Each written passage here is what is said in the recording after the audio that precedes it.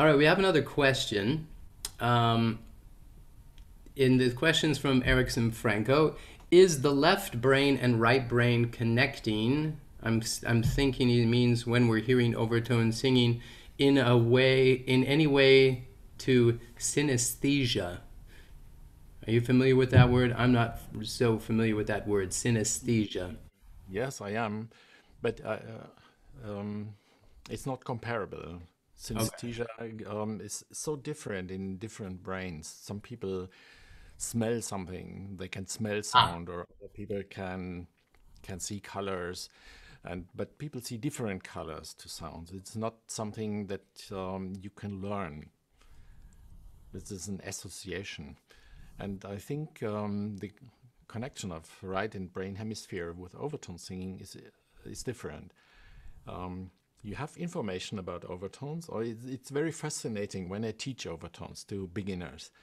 So in the beginning, if they never heard overtone singing before, they learn the tongue techniques, and then they start hearing their own overtones, and then suddenly they say, "Ah, I heard my own overtone," but they have no idea of the pitch. Sometimes they even don't know if an overtone is higher or lower, because this judgment is done on the left side. And if there is no connection, they hear overtones, but they don't hear what they are doing with the overtones. They're hmm. moving, but are they moving up? And in the moment they concentrate on where is it, where is it directing, then they lose the overtone. They cannot sing anymore. Yeah, that's So that's happening to me at the moment when I'm working trying to do my overtones. I'm like, oh wait, it's gone. So it takes some time, and then the connection comes and the consciousness about the pitch of the overtone. And then if you start singing polyphonic, there's another step when you have a new connection between the two brain halves. When I start singing two melodies simultaneously, like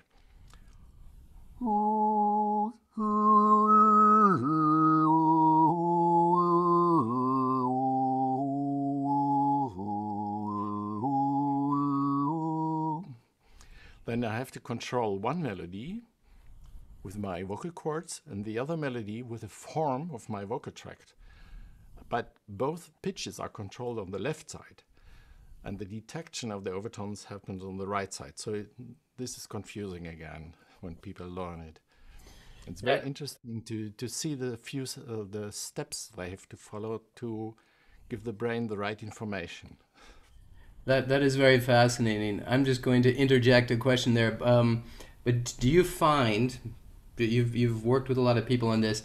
Do you find that singers that have been singing for a long time and really, you know, let's say targeting their performance and learning and that hearing education have trained their listening, do you find that they're able to do it quicker, or is it really dependent on the learning type?